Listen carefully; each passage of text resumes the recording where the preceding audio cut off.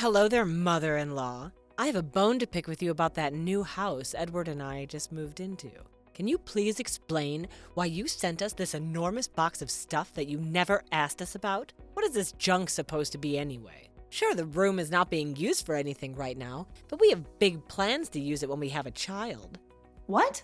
Are you referring to the stuff I sent you 2 days ago? Well, I talked to my son and he agreed to let us store it there for a short while since you guys had no immediate use for it. Yeah, well, it's taking up a lot of space in that room, and I have a different vision. I know we're going to make it our child's room in the future, but there's something else I want to use it for in the meantime. Oh, really? What are you going to be using it for?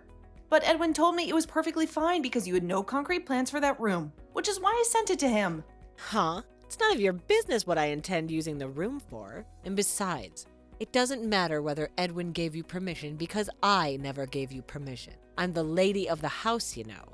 Do you think you can just do whatever you want without consulting me? I understand. I suppose it was an oversight of me not to tell you anything about it. But Edwin said that he had already informed you. If that's the case, then I apologize, but could you please bear with it for just 1 week? I'll find a rental warehouse to keep the stuff in.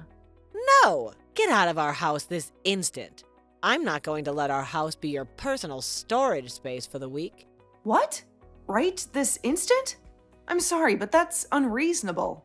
I'm going to be using the room starting this afternoon, and I'm going to have a serious problem if you don't move it out by then. Get it out now, or else I'll tell Edwin. But Edwin himself said it was all right for me to keep the stuff there for a little while.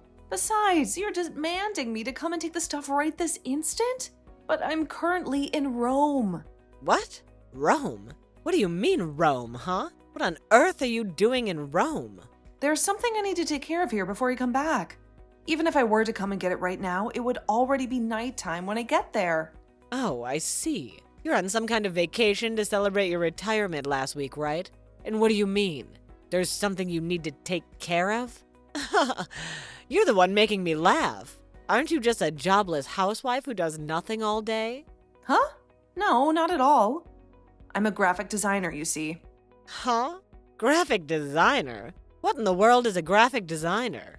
Is that a fancy term for someone who plays video games on their computer? I can never understand all this gadget stuff. Well, and I don't care. Anyway, I digress. You won't be able to get it today, right? Yes, I'm afraid not. So could you please just wait until I come back next week? Please help me, Maya. No, I can't wait till next week. I told you. I will be using this room this afternoon, right? My parents are coming over. That's why you need to move this stuff right now. Fine, if you don't come right away, then I'll throw it out in the yard. What? Throw it all? Are you serious, Maya? And wait a minute, what if it starts raining? There are machines inside the box that can't get wet. I don't know, it's not my problem. It's your problem, so handle it yourself. Well, I'm just gonna flick it out of the second-story window now. Huh? Couldn't you at least carry it outside? Why the hell do you need to fling it out of the window? There are expensive computers and other appliances inside the box that are going to break if you do that. So please don't touch the box. I can't imagine how it's terrible when they're broken. It's your fault for sending us this massive box of stuff without my consent. I need to go throw it out now, so goodbye.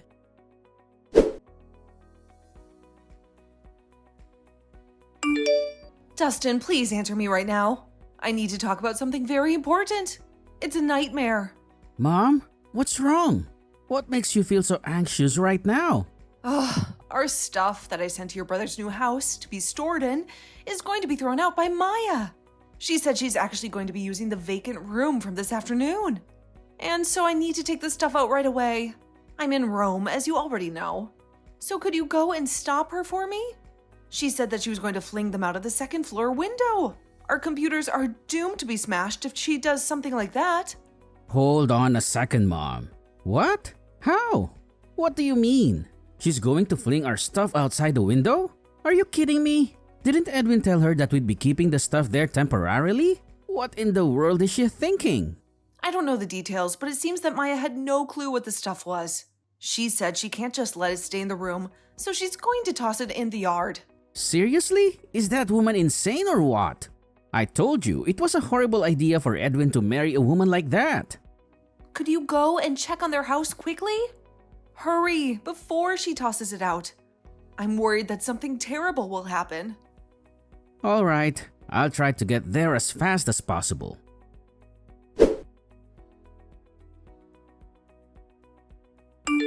Mom, I was too late. I'm sorry, but What? sealing the cardboard box was fine, but the work computer and other such electronics are all shattered to pieces. Huh? Please say that just a dream. Oh my god, I can't believe it. All the data is backed up in the cloud, so that's not a problem. But this stuff was very costly. I can't work without a computer, so I guess I'll have to buy a new one. But we're going to be needing the money soon. What a disaster, Dustin. Anyways, could you please take care of the business with the real estate company as planned, Mom? I'll tell my brother about what happened and ask him to pay for the damages his wife caused. All right, I'll handle it. Now, I can't believe that these things happened. How awful today is. I understand. Anyways, thanks, Mom. I suppose I'm going to have to clean up this mess in the yacht now. We probably need to rent some kind of storage room for a while. I'll do that. Don't worry, Mom. We probably need to rent a truck as well. Okay, thank you, Dustin. If I don't have you, I won't know how to handle this mess.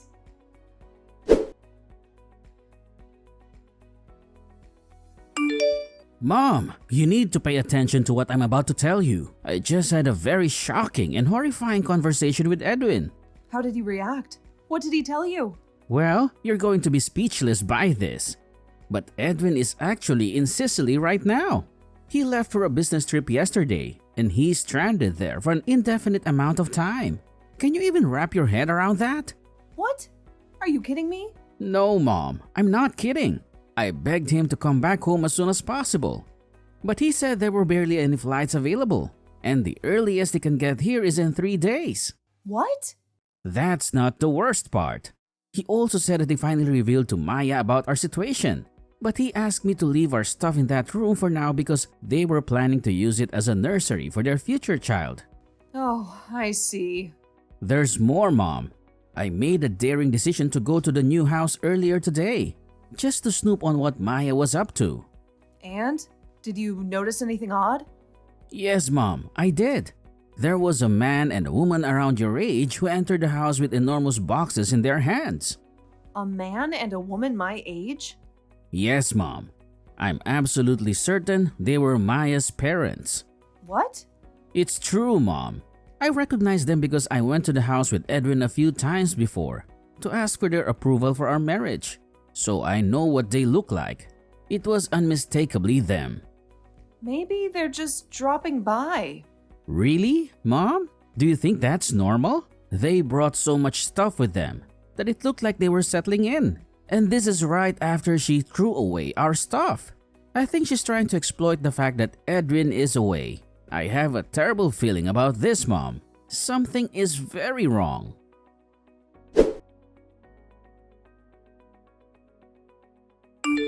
Mom, can you believe this? Dustin came here and snatched away all your stuff, mother-in-law. Yes, he did. Dustin's stuff was also in there as well, so he had every right to. No way! You can't be serious. Really? Are you telling me that I was this close to being fooled by your devious scheme to torment me and destroy my life?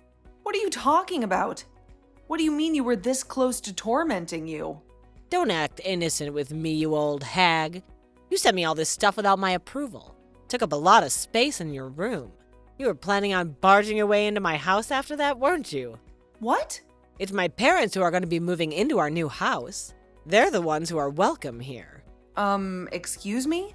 That's the first time I've ever heard about this. Of course it is. I didn't tell you anything.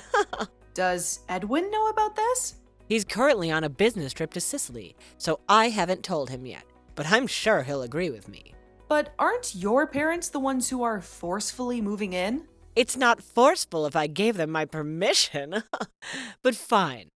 I'll be generous and offer you a compromise. A compromise? What are you talking about, Maya? Listen carefully. If you give me $30,000 to celebrate our new house being built, then I'll let you live with us. Excuse me? $30,000? Are you losing your mind? Well, if you don't like my terms, then you could forget about moving in. You had to leave the company house that you were living in until now when you retired, so you're stuck in a temporary apartment, right?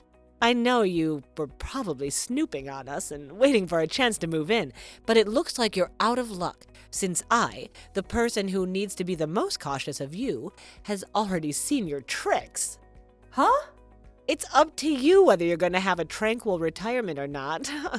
I mean, even if you pay me the money, I'll only be giving you the minuscule room under the stairs, though. I see. I never knew people could be this delusional and paranoid. Huh? What do you mean delusional and paranoid? You're the one who's delusional and paranoid, mother-in-law, for thinking I wouldn't notice what you were trying to do. Ugh, I don't care anymore. It's pointless to explain anything to you. Oh, so you're giving up on moving in with us? Are you sure about that? How are you going to survive if you have no job? I have another son, Dustin, so I'm fine. And I do have a job, Maya. A very important one. Huh? You do? Are you joking? Anyway, good for you. For always getting along so well with your second son at your age. All right then, why don't you two just vanish from our lives already? All right, fine. But I'm going to be asking you for payment for the work computer and other stuff you broke soon. Hold on a second. What do you mean by work computer? You'll find out when you see the invoice I send you. Goodbye, good-for-nothing daughter-in-law.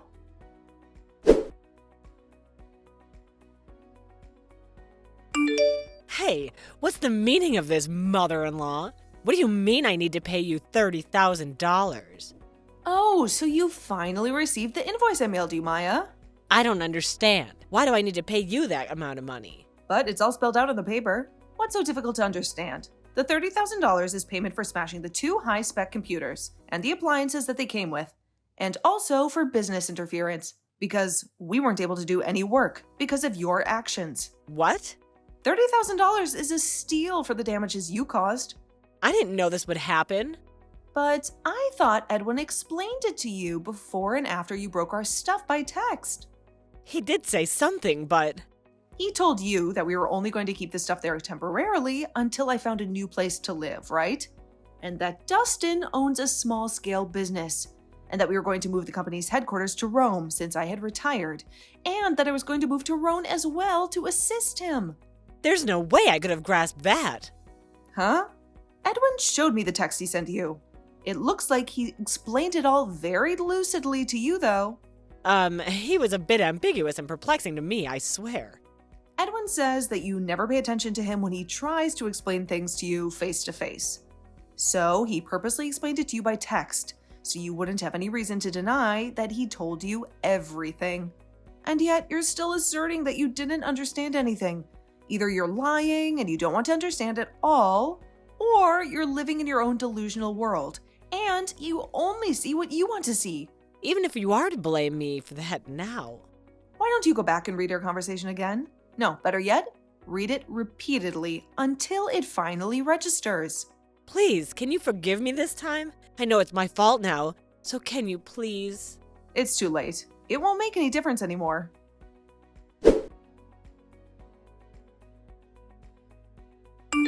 Mother-in-law, something terrible's happened. Oh my God, Edwin just divorced me. My parents already sold our house because we thought we'd be living in the new house. But now we have nowhere to go. And none of us have a job, so we won't be able to support our parents from now on. Please, mother-in-law, could you tell Edwin to get back together with me? I promise I won't do such a thing again. And I'll always do as he says. I admit I was wrong, so help us. Oh, hello, Maya. I'm not your mother-in-law anymore, so don't call me that. You say that you're sorry and that you won't do such a thing again. But how are we supposed to believe you? They say people deserve second chances, but us helping you would no longer be your second chance, but your 100th. This was your biggest and most flashiest mess up so far. But this isn't the first time that you've just ignored what Edwin told you and pretended not to understand him, right? Please, I know what I did was wrong, and I really do promise to change. Just give me one last chance. If I mess up again, I promise you'll never hear from me and see my parents ever again. Please help us. So sorry, Maya. Our family has already given you too many chances. Until now. Especially Edwin. He believes that you are a good person at heart and only seemed mean and arrogant, which is why he married you against both my and Dustin's wishes. So don't expect us to help you when even Edwin has given up. What? But please, just one more chance. You see, I'm also currently in Rome. I'll be working at the CEO's company, so can you forget about the $30,000, please? What? Why are you in Rome? Couldn't you just have found a job in our hometown? If you were willing to work, after all, there are plenty of jobs that you don't need much skill to do. You could work as a cashier or something. Oh, and you know how to make bread, right, Maya? Why not work at a bakery? And besides, I'm not the person you should be asking about this. Ask Dustin, please. He's the one in charge of hiring employees. I wouldn't get your hopes up, though. You don't know how to use computers, right? Yeah, I don't know how to use computers, but you can just teach me. The work Dustin's company does mostly has to do with graphic design. You're not going to be able to do any work if you can't use a computer. And teaching someone the necessary skills to do this job from scratch is very difficult. You wouldn't be paid much at the beginning, even if Dustin was kind enough to hire you. Can you use a computer, mother-in-law? Is it really that hard? Using a computer itself isn't that hard. Even a child could do it. But I'm afraid that the skills required for a position at Dustin's company are quite advanced and aren't something that can just be taught to someone. And yes, I used to do something similar in my old job, so it isn't a problem. I've been doing this stuff for years, you see. Then I can serve tea or make copies or something. I'll really do anything you want me to do. I'll do my best. Sorry, but we can serve tea and make copies on our own. And besides, if you really mean what you're saying right now, then I don't understand why you don't just find a job in our hometown with that enthusiasm. I'm sure there's someone that would be willing to hire you. Just don't be as arrogant to them as you used to be with me, though. But at least ask Dustin first, then reply to me. He's sure to say yes if he can just see that I really mean it when I say I'm trying my best. I already did. He sat at the desk next to me and he said, "No, sorry. But Dustin never did really like you, Maya. We can't have our team of employees hating each other, you know? He said that he wouldn't hire you even if you did know how to use a computer." Ugh, that's so mean of him. And to think I was going to change and be a better person if he hired me. Not anymore, though. I see. So you weren't sincere when you said all those things back there. Anyway, you need to pay us the $30,000 soon. So please, be sure to pay it on time. Yeah, but I can't do something else for you then? There has to be something you want me to do. Yes, I want you to pay $30,000 on time. I'm currently doing work, so goodbye. Hold on a second. Please, mother-in-law. I don't have any money. We don't even have a place to live since Edwin kicked us out. Please, mother-in-law, I'm just an uneducated housewife. I won't be able to find another job so easily. My parents, too, they're already too old to work. You're our only hope for now. Please reply to my message, Mom!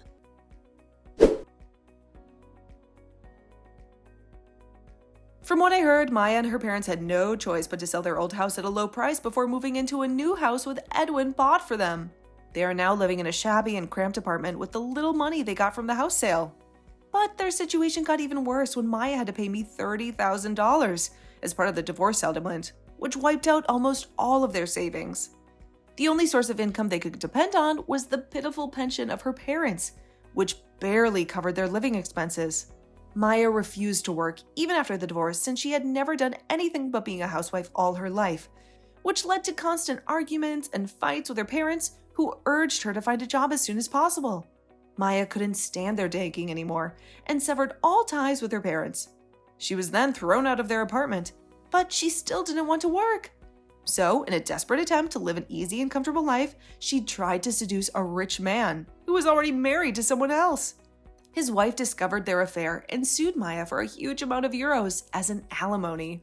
Maya had no way to pay the money and was left with no other option but to work at a brothel. Me and Dustin, on the other hand, are having the time of our lives in Rome. The city is so lively and full of excitement. Unlike the boring and slow countryside, everything here feels like it's moving at a faster pace. Dustin's business flourished since we moved to Rome, and he hired 3 times more employees in the first year alone. My eldest son, on the other hand, is enjoying his bachelorhood in our hometown. He said that he loves having so much free time to do whatever he wants, and he even learned a new hobby: chess. I hope that he finds a woman who truly appreciates and loves my wonderful son, Edwin, and not someone selfish and ungrateful like Maya.